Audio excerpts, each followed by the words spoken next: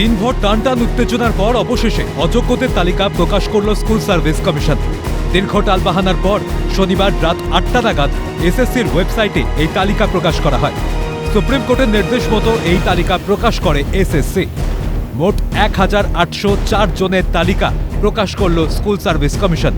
জানা যাচ্ছে এদের মধ্যে অনেকেই রয়েছেন যারা র্যাঙ্ক জাম্প করে চাকরি পেয়েছেন, পাশাপাশি ওয়েমার শিট কারচুপি করে অর্থাৎ যারা সাদা খাতা জমা দিয়ে চাকরি পেয়েছেন তাদের নামও রয়েছে এই তালিকায়। সূত্রে খবর, তালিকায় অনেক তৃণমূল নেতা ও তাদের ঘনিষ্ঠদের নাম রয়েছে। তালিকায় নাম রয়েছে কুহেলি ঘোষের, তিনি আবার রাজপুর সোনারপুরের তৃণমূল কাউন্সিলর। এছাড়া তালিকায় নাম রয়েছে প্রিয়াঙ্কা মণ্ডল নামে এক মহিলার, তিনি আবার তৃণমূলের হিঙ্গলগঞ্জ অঞ্চল সভাপতির মেয়ে বলে জানা গিয়েছে।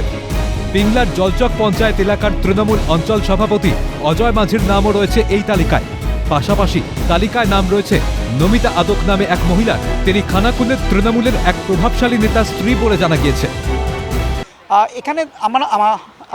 এখানে আমরা দেখতে পাচ্ছি কুহেলি ঘোষ, তার রোল নাম্বার রয়েছে এবং 647 নম্বর যে নামটি কুহেলি ঘোষ শুভময় তুলে ধরছে স্ক্রিনে, তিনি এসএসসি সূত্রে খবর যে তিনি রাজপুর সোনারপুরের তৃণমূল কংগ্রেসের কাউন্সিলর।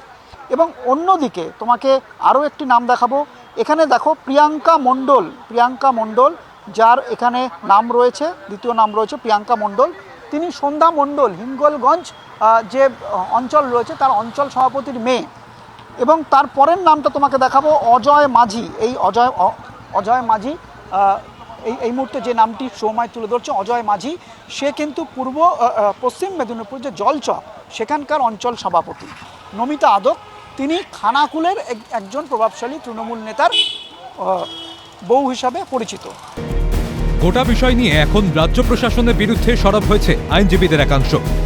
আইনজীবী বিকাশ রঞ্জন ভট্টাচার্যের দাবি, এটা অসম্পূর্ণ তালিকা, অনেকেই আড়াল করার চেষ্টা হচ্ছে। সমস্ত কিছু ঝেড়ে ফেলে এসএসসি এবং তৃণমূলের মমতার এই দুর্নীতির বিরুদ্ধে ঐক্যবদ্ধ হয়। এটা অসম্পূর্ণ লিস্ট, সম্পূর্ণ লিস্ট ওরা দেয়নি, ওরা অনেক আড়াল করবার চেষ্টা করছে। ইতিমধ্যেই হাইকোর্টের মামলায় যে সমস্ত অ্যাফিডেভিট দাখিল করেছেন সেখান থেকে দেখানো যাবে যে এই তথ্যটা ওরা বিকৃত করছেন, সত্য তথ্য দিচ্ছেন না। আইনজীবী ফেরদৌস তামিমের খোঁচা, তৃণমূল কাউন্সিলর নেতা মন্ত্রীদের নাম তালিকায় থাকবে, এটাই তো স্বাভাবিক। করেছিলেন এটা কিন্তু ধরা পড়ে গেছেন, এখন চোর ধরা পড়ে যাওয়ার পরেও যতটা পারে মাল লুকিয়ে রাখে, এখনো পর্যন্ত সেই জন্য লুকিয়ে রাখে। চুরিবিদ্যা মহাবিদ্যা, যদি না পড়েন ধরা পড়ে গেছেন, এবার বলে দিন কোথায় সেই সব টেন্টেড ক্যান্ডিডেটদের প্রকৃত তালিকা রেখে দিয়েছেন। সব থেকে গুরুত্বপূর্ণ, এরা যদি তাদের কাছ থেকে টাকা তুলে দেন সেই লিস্ট দিয়ে দেন, তাহলেই প্রকৃত তালিকা হয়ে যাবে। সেটা তো স্বাভাবিক, এর মধ্যে অস্বাভাবিকতা খোঁজার কি আছে? এটা তো স্বাভাবিক, তৃণমূল কংগ্রেসের কাউন্সিলর বা নেতা মন্ত্রীদের আত্মীয় এরা থাকবে, সেটাই স্বাভাবিক, এটাই তো করেছেন, সেই জন্য স্বাভাবিকভাবেই তাদের নাম তালিকায় আছে। তবে তালিকায় যে সমস্ত ব্যক্তিদের নাম রয়েছে তাদের পাশে পরীক্ষার রোল নম্বর থাকলেও যে স্কুলে তারা কর্মরত সেই স্কুলের নাম নেই। সূত্রে খবর, এই তালিকায় থাকা 1400 জন অযোগ্য নতুন পরীক্ষার জন্য আবেদন করেছেন। এর আগে শনিবার দুপুর থেকে দফায় দফায় বৈঠক করেন এসএসসির কর্তারা। পাশাপাশি এই ইস্যুতে আইনজীবীদের সঙ্গেও আলোচনা করেন তারা। এদিকে কমিশনের দেওয়া তালিকায় নাম রয়েছে অযোগ্য বলে চিহ্নিত রিতেশ ঘোষ নামে এক ব্যক্তির। অযোগ্যদের তালিকায় 1186 নম্বরে রয়েছে রিতেশ ঘোষের নাম।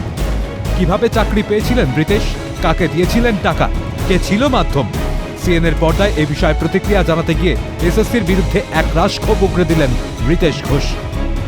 অবশ্যই কিভাবে পেয়েছি, যেভাবে একজন ক্যান্ডিডেট পরীক্ষা দেয়, ফর্ম ফিল আপ করে, প্রত্যেকটা ধাপ পেরোয়, সেইভাবে প্রত্যেকটা ধাপ পেরিয়ে গিয়ে আজকে এই চাকরিটা পেয়েছি। এবং শুধু এই নয়, আজকে শুনে রাখুন, এটার সাথে সাথে আমি এবং আমার মতন বহু মানুষ আছেন যারা ওয়েমার ইস্যুর ক্ষেত্রে যারা অন্য চাকরিও পেয়েছিলাম, তারা আমরা যাইনি।